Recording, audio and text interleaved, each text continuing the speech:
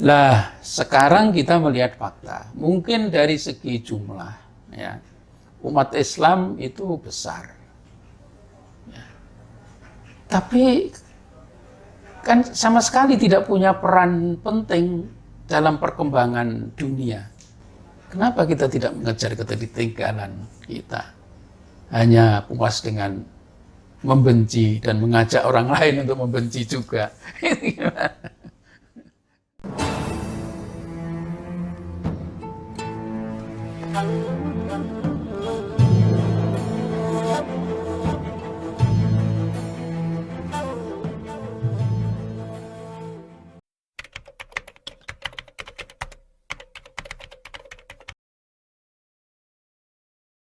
Ya, pada zaman lalu ya, ketika Islam itu kemudian menjadi daya hidup, ya, menjadi ruh bagi pemeluknya, faktanya adalah umat Islam lalu ya menjadi apa, khalifatullah fil ard lah. Iya kan, menjadi khalifatullah fil ard gitu. Jadi ya seperti yang dikatakan Quran tadi, kuntum khaira ummatin ukhrijat linnas. Ya. Jadi makanya mereka kemudian maju di banyak bidang. Ya kan? Di bidang seorang ulama itu ya, dia bukan hanya ahli bidang agama, tetapi juga ahli di berbagai bidang ilmu pengetahuan. Ada sosiologi, ada filsafat, ada matematika, ada segala macam lah. Itu adalah ulama-ulama Islam. Mula-mula ya. Justru saya kira tidak satu dua buku yang memberikan pengakuan yang ditulis oleh orang-orang Kristen ya, orang Eropa. Itu mereka berhutang budi kepada ulama-ulama Islam itu karena mereka belajar banyak hal tentang ilmu pengetahuan itu dari mereka. Lah, sekarang kita melihat fakta. Mungkin dari segi jumlah, ya, umat Islam itu besar. Ya. Tapi kan sama sekali tidak punya peran penting dalam perkembangan dunia. Dunia ini nanti akan berjalan kemana? Ibaratnya ini kapal ya, kapal besar yang bernama dunia ini mau kemana berlayar. Umat Islam meskipun jumlahnya besar, tidak punya kemampuan sama sekali untuk, oh ini biar belok ke kiri, atau belok ke kanan, atau lurus. Tidak. Semuanya adalah dilakukan oleh non-muslim. Yang meskipun barangkali jumlah mereka tidak besar ya, itu justru yang terjadi umat Islam ini menjadi objek dalam segala, boleh dibilang ya, dalam segala hal. Bukan lagi subjek. Gitu. Perkembangan ilmu pengetahuan itu umat Islam tidak punya peran. Semuanya diambil alih. Ada pada mereka. Penemuan-penemuan barang-barang teknologis itu umat Islam sebagai sasaran penjualan saja. Iya kan? Loh, ini saya kira faktanya begitu. Padahal dulu ketika umat Islam itu digerakkan daya hidupnya itu oleh agama, itu mereka menjadi subjek dari kemajuan. Yang walaupun dalam perjalanan kemudian mereka harus mengikhlaskan itu ya, untuk diberikan kepada orang lain gitu. Karena mereka sendiri tidak mampu menjaga itu tadi ya, gaya hidupnya itu tadi sudah.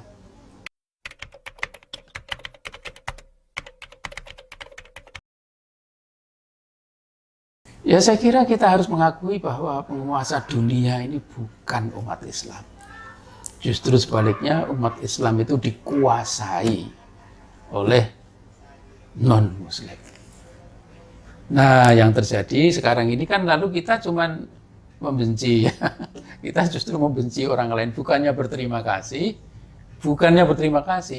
Kita sudah dipenuhi kebutuhannya, apakah itu barang-barang elektronik atau kebutuhan lain lah. Kita justru membenci orang lain, membenci bangsa lain dan sebagainya. Ini ya bagi saya ini aneh. Mestinya ya maaf saja ya.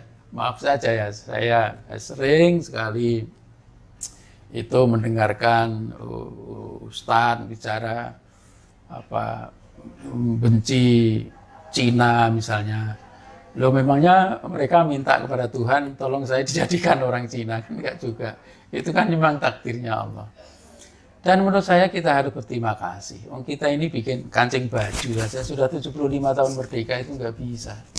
Ini jarum jahit apalagi lebih sulit itu. Seandainya mereka memboikot, sudah tidak ada ekspor jarum jahit ke Indonesia. Lalu apa yang terjadi? Ini persoalan sederhana, bukan lagi persoalan-persoalan yang lebih kompleks.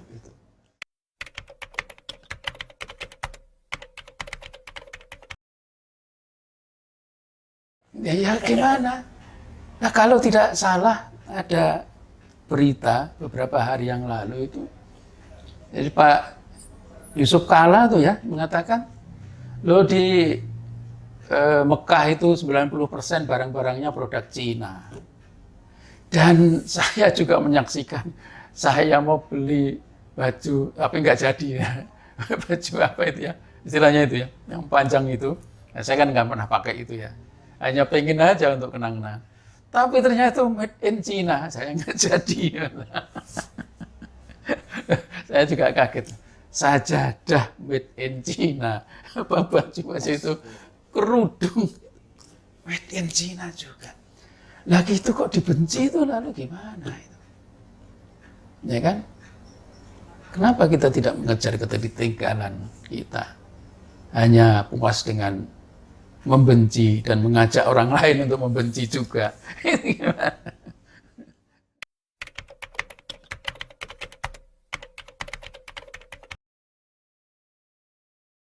Saya kira kalau tenaga spiritual Islam itu kan tidak ada lain kecuali Quran. Ini adalah daya kekuatan yang terbesar. Karena ini wahyu ilahi. Wahyu ilahi, firman-firman Allah.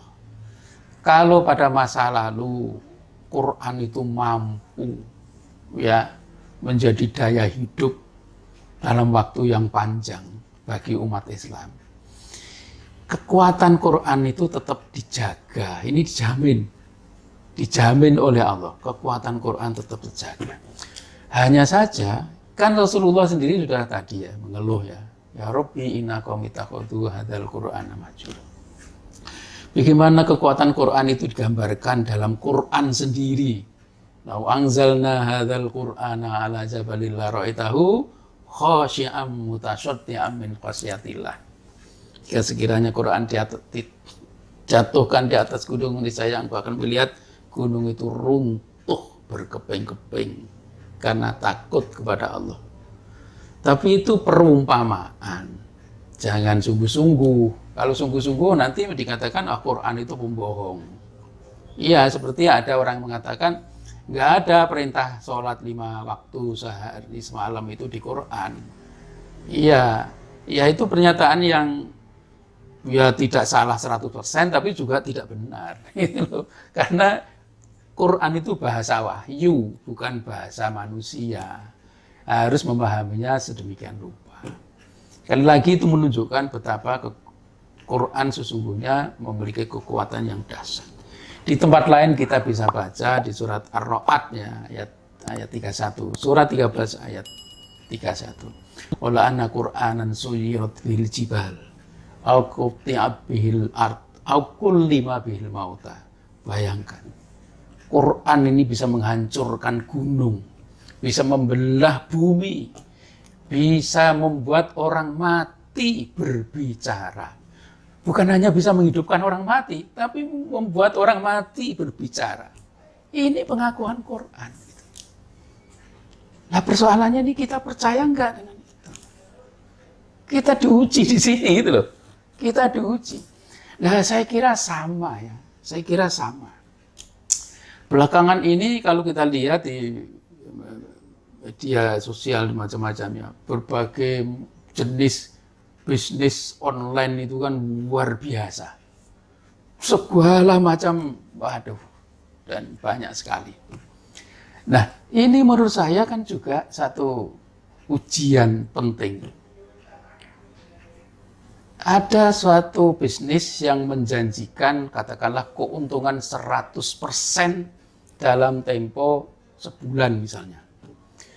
Ini mungkin tidak ada seorang pun yang tidak tergiur oleh itu. Sebulan 100% keuntungannya. Bagaimana Quran memberikan janji itu? 700%. Ya kan? Mathalul ladzina yunfikuna amwalihim fi sabilillah ya. Kira-kira begitu ya. Dan seterusnya itu. Ayat apa ya, surat Al-Baqarah ayat 261 saya kira ya itu ya. Jadi orang yang menginfakkan di jalan Allah fi sabilillah itu bagaikan itu yang tumbuh menjadi 7 batang, yang tiap-tiap batang itu menghasilkan 100. Bahkan Allah bisa melipatkan lebih banyak lagi dari itu. 700%. Apakah kita percaya? Ya kan? Loh, ini saya kira sebuah tantangan. Kita ini sebetulnya mengaku iman itu benar nggak sih? Oh, nyatanya kita tidak percaya kok. Bahwa Allah itu akan melipat gandakan sampai 700 kali bahkan lebih. Kita nggak percaya. Lebih percaya pada yang 100%. Loh, ini saya kira fakta ya. Saya kira faktanya begitu. Nah, orang lalu, ya masa iya sih? Ya, masa iya? 1.000 jadi 7, berapa itu? 7 juta ya. 1.000 jadi 700.000. Masa iya? Lah, masalahnya apa yang kita pahami itu, kalau kita infak 1.000, besok kita akan mendapatkan 700.000 itu cash. Kita tidak menghitung bahwa, oh hari ini saya terima tamu, misalnya hari ini saya sehat, hari ini apalah misalnya gitu. Itu nggak dihitung, tidak dipahami sebagai itu tadi yang 700% itu. Reward atas apa yang kebaikan atau infak yang kita lakukan itu. Jadi ini saya kira satu tantangan keimanan juga ini kan. Itu. Yang agaknya sekarang ini menjadi penting untuk kita perhatikan lagi gitu.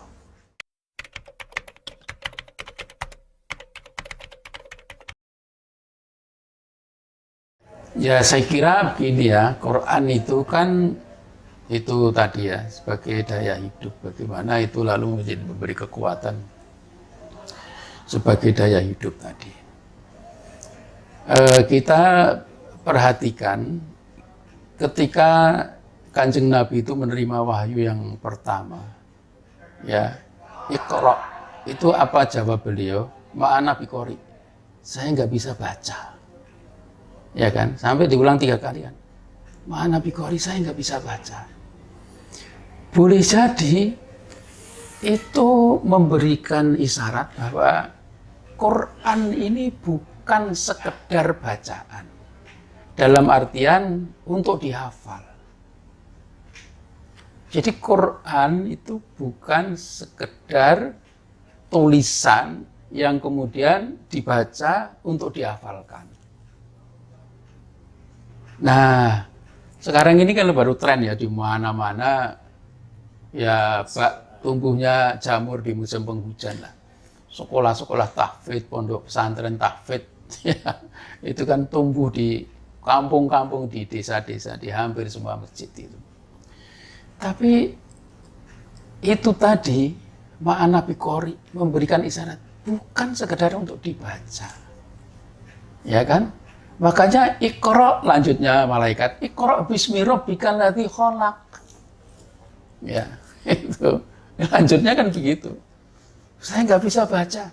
Maksudnya bukan itu, bukan hanya membaca teks, tapi ya membaca itu secara lebih komprehensif lah. Lalu bagaimana cara lebih komprehensif itu? Saya kira kita bisa baca misalnya surat 3 ya, surat 3 ayat 7 ya. Bahwa Allah menurunkan wahyunya itu, lalu Quran ini yang dimaksud. Di situ ada 2 jenis ayat, ada muhkamat, ada mutasyabihat dan seterusnya. Bagi orang-orang yang punya kecenderungan buruk itu memilih ayat yang mutasyabihat karena ingin katakanlah menakwilkan menurut sendiri. Tapi ada orang yang bisa paham, yang disebut di situ adalah rasikhuna fil ilm, orang yang mendalam ilmunya gitu. Nah, dulu Rasulullah saja yang wahyu Quran, ya Quran ini seluruhnya diwahyukan kepada beliau untuk kemudian menerjemahkan, ya, menerjemahkan atau menjelaskan isi Quran, itu juga berdasarkan wahyu. Ini yang saya kira penting. Contohnya begini, Quran memerintahkan aqimis sholah, tegakkanlah sholat. Bagaimana cara sholat? Kan tidak ada penjelasan dalam Quran. Rasulullah yang menjelaskan. Tapi Rasulullah itu menjelaskan tidak menurut pikirannya sendiri, tidak menurut seleranya sendiri, tidak. Itu juga berdasarkan wahyu. Wa ma yantiqu anil hawa, tidak menurut hawa nafsunya sendiri. Ya, wa ma yantiqu anil hawa in huwa illa wahyu yuha. Itu juga berdasarkan wahyu yang secara teknis disebut sebagai wahyu khafi atau wahyu batin. Kalau Quran ini disebut sebagai wahyu matlu karena semuanya dibacakan oleh malaikat Jibril di hadapan Rasulullah, maka ada wahyu yang tingkatannya lebih rendah disebut sebagai wahyu khafi. Inilah yang kemudian Rasulullah menjelaskan ayat-ayat Quran. Oh, caranya sholat itu begini. Shollu kama ro'aitu muni usolli. Itu ya. Ini secara teknis. Yang lain juga begitu. Zakat bagaimana? Rasulullah yang memberikan penjelasan. Sekali lagi bukan menurut kemauannya sendiri. Ya.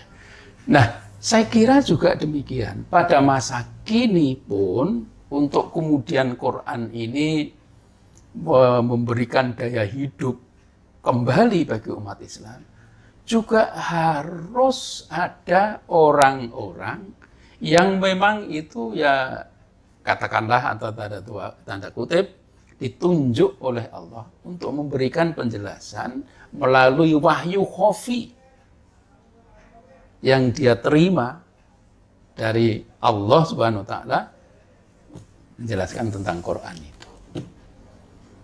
Saya kira ya tidak bisa tidak, harus begitu. Ya misalnya tadi dikatakan bahwa Quran bisa menghidupkan orang mati, bahkan bisa membuat orang mati berbicara. Nah itu gimana sih? Kalau dipahami secara literal, ini jadi bahan tertawaan. Tapi lalu jelaskan, oh ini yang dimaksud adalah orang yang mati rohaninya. Ya kan? Mati rohaninya. Karena sudah terbalut oleh ya masalah materi ya kan, kali sudah terkuasai oleh, terpenjara oleh itu sehingga mati rohaninya. Nah, disitulah kemudian perlunya wahyu khafi ini. Nah, bagi kalangan GAI Ahmadiyah Lahore, orang ini yang dibangkitkan oleh Allah, yang membangkitkan Allah pada tiap-tiap abad itu yang disebut sebagai, yang tugasnya adalah untuk melakukan pembaruan atau tajdid, maka dia disebut sebagai mujaddid. Mungkin istilah ini tidak populer, tapi ini istilah hadis. May yujaddidu lahadinaha. Dan yang menyampaikan itu Rasulullah. Innallaha yab'atsu. Sesungguhnya Allah akan membangkitkan. Ini yang mengatakan itu Rasulullah. Dan hadis ini kan populer di banyak kalangan. Diakui sebagai hadis sahih kan. Dan kalau zaman sekarang kan tidak lagi sulit untuk mengetahui apakah ini hadis sahih apa tidak. Karena ada aplikasi yang dengan hitungan menit orang bisa melihat, oh ini sahih, derajat kesahihannya sekian persen, itu kan sekarang mudah dilakukan itu. Nah, jadi orang ini yang kemudian diberi petunjuk oleh Allah ya untuk ya mengaktualisasikan Quran menjadi aktual kembali ya, memberikan supaya Quran itu bisa menjadi daya hidup itu kembali. Ini yang disebut sebagai mujaddid. Memang ya sekali lagi sampai saat ini istilahnya saja belum populer ya, mujaddid itu. Orang biasanya lebih cenderung imam atau ulama atau apalah ya. Tapi sekali lagi ini adalah hadis ya, bahasa yang digunakan oleh hadis Nabi. Nah, saya kira ya ini bukan bagian dari rukun iman gitu ya. Bukan bagian dari rukun iman. Tidak ada tuntutan rukun iman itu iman kepada mujaddid, itu tidak ada. Tetapi saya kira persoalannya adalah ini sabda Rasulullah. Beranikah kita mengatakan bahwa Rasulullah telah berbohong? Beranikah kita mengatakan, wah itu Rasulullah bohong? Beranikah kita mengatakan begitu? Menurut saya nggak berani. Ya, artinya Rasulullah mengatakan itu sungguh-sungguh, innallaha, sesungguhnya Allah yab'atsu, akan membangkitkan.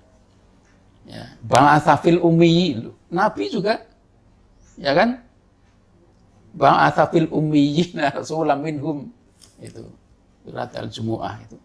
Nah, dia bukan Nabi, bukan, karena era kenabian sudah tertutup, sudah berakhir, karena sempurna sudah pada diri Rasulullah Muhammad SAW. Jadi dia bukan Nabi. Meskipun dia juga mendapatkan wahyu, tapi wahyu khofi, bukan wahyu matlu. Ini yang harus ditegaskan. Ini kadang-kadang orang salah paham di situ. Karena jelas kalau kita perhatikan surat 42 ayat 51 kan, wa makana li basyarin ayyukallimahullahu illa wahyan au miwara'i hijabin au yursila rasulan wa yuhiya bi'idnihi ma yasha. Ini yang ketiga, inilah yang Quran dan juga kitab suci lain yang itu hanya kepada Nabi. Tapi yang au miwara'i hijabin tadi, atau yang secara teknis disebut sebagai wahyu khofi, itu kan bisa kepada siapa saja. Tidak harus Nabi. Nabi iya, tapi non Nabi juga iya. Lah kalau orang mempunyai derajat rohani tertentu, ya misalnya wali, misalnya ya mujaddid atau imam-imam itu, dia punya kapasitas untuk mendapatkan itu lebih banyak wahyu-wahyu itu. Sehingga inilah yang digunakan kemudian untuk ya mungkin istilahnya reinterpretasi ya dalam hal-hal tertentu tentang Quran itu. Sehingga sekali lagi orientasinya adalah supaya Quran memiliki daya hidup kembali bagi umat Islam.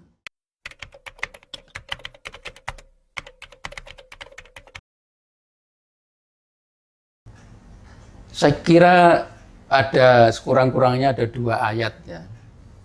Surat Al-Baqarah 87 dan surat 5 ya. 5 itu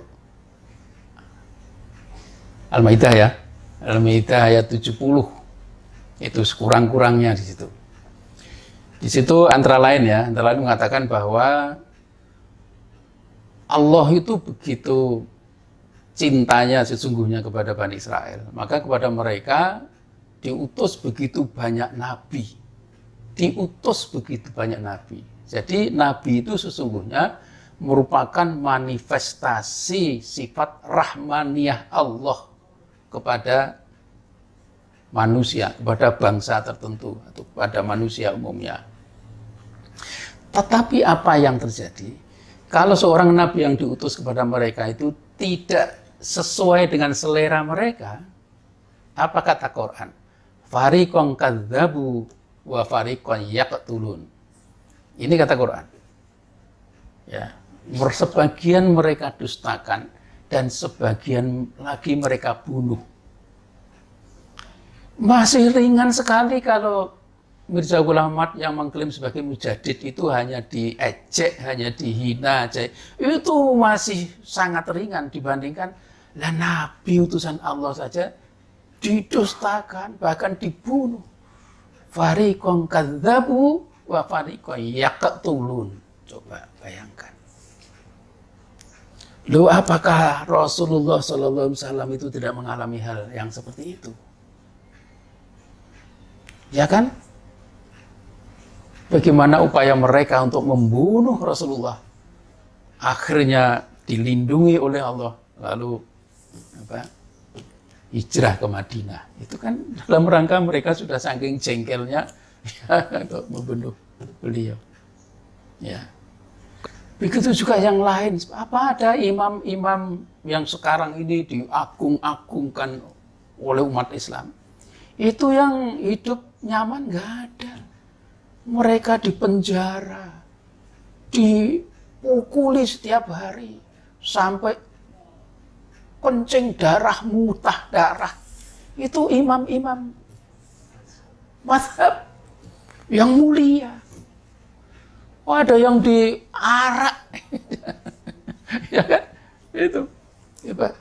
Jadi, ya menurut saya, Hazrat Mirza Ghulam Ahmad itu terlalu ringan sebagai orang yang berani-beraninya mengaku sebagai yang dibangkitkan oleh Allah sebagai mujadid.